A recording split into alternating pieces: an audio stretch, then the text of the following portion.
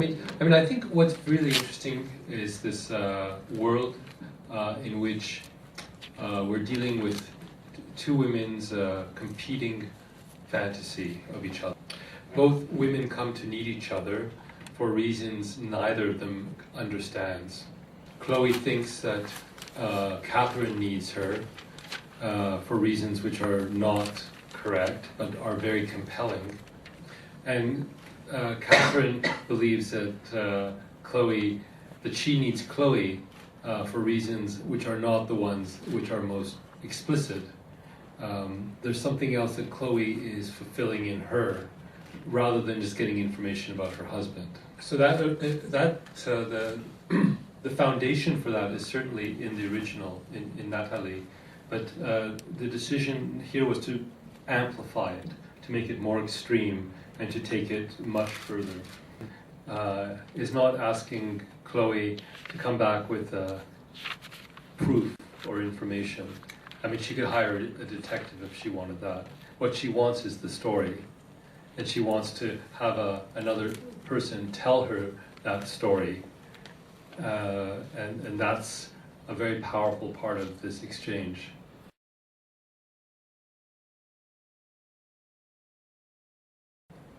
And of course, to do that, we needed two exceptional actresses. And I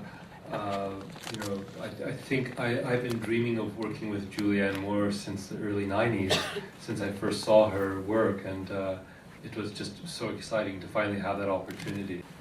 And with Amanda, it's very strange, for instance, to see the poster of Letters to Juliet in this theater, because I decided on her before she became known. She was working in a television series, and I just thought she had an extraordinary energy, and she was able to make this character both vulnerable and hard, but also give it a tremendous sense of emotional variety. To me, the most gratifying aspect of this was there was much of the script that we had shot where the two women are explaining things to each other, but we can cut those scenes out, we can cut those lines out, because the performances were expressing it anyhow. And I just became so excited by the way they were listening to each other and by what was being communicated silently.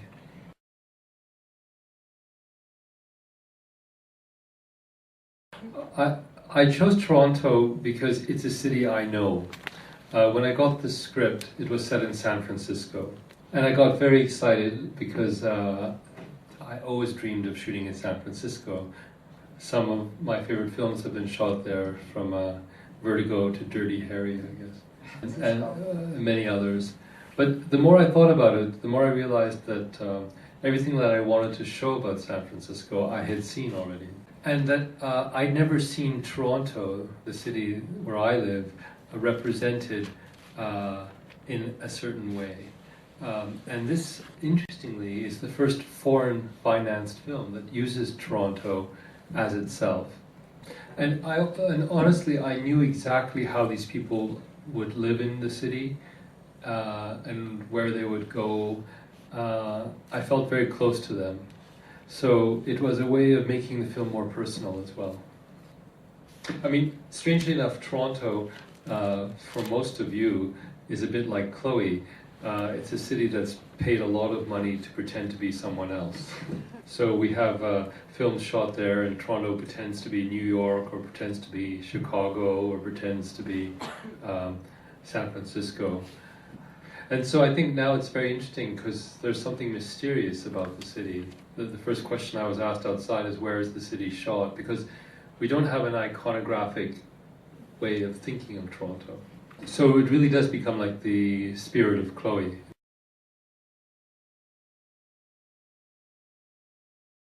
But I don't know if it's positive or negative. It's really, it's radically different. When I started making films in the 80s, the difference in texture between the video image and the film image was very clear.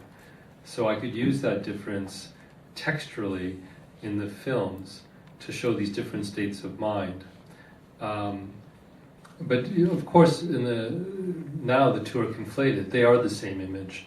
A high-def image is a film image.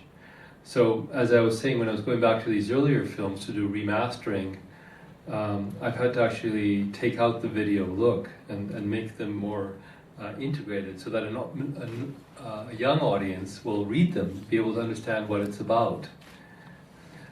But I think the main thing is 25 years ago, we thought these new technologies would separate us from each other, would create barriers, and in fact, the opposite has happened, that the technology gives us an intimacy that we could never have dreamed of, and in fact, as I was saying, saturates us with too much intimacy, too much content.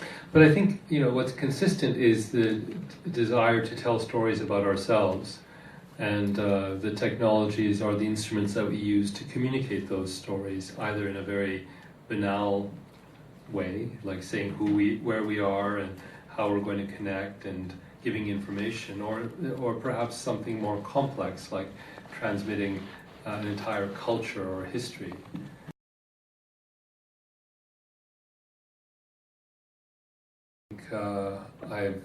I've been very fortunate to have a very good relationship with a composer for 25 years, and I think he's created a wonderful score here. But I'm talking about Michael Dana's work, but I also work a lot with music from other sources and other bands. I like to use young Canadian bands that aren't necessarily well known and introduce them to a new audience. I've done this with a number of films.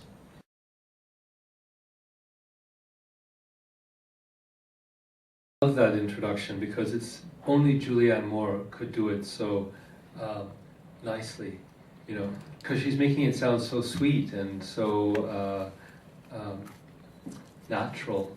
But what she's saying is horrifying, really. And I think that's one of the wonderful things in playing with an actress like this, is that she's capable of saying, she's obviously a very controlling woman. She's somebody who's absolutely obsessed with order and rational solutions. And yet, because of her professional work, she's also able to project empathy.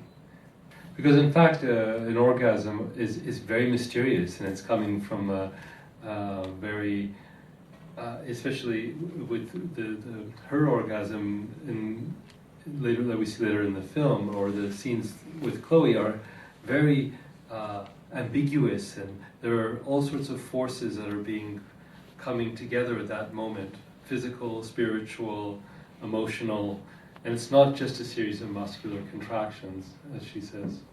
And of course, with Chloe at the end, I mean, it's the result of her ability to imagine and project and incarnate Catherine at that moment through the shoes or the clothes and her own possession of the house.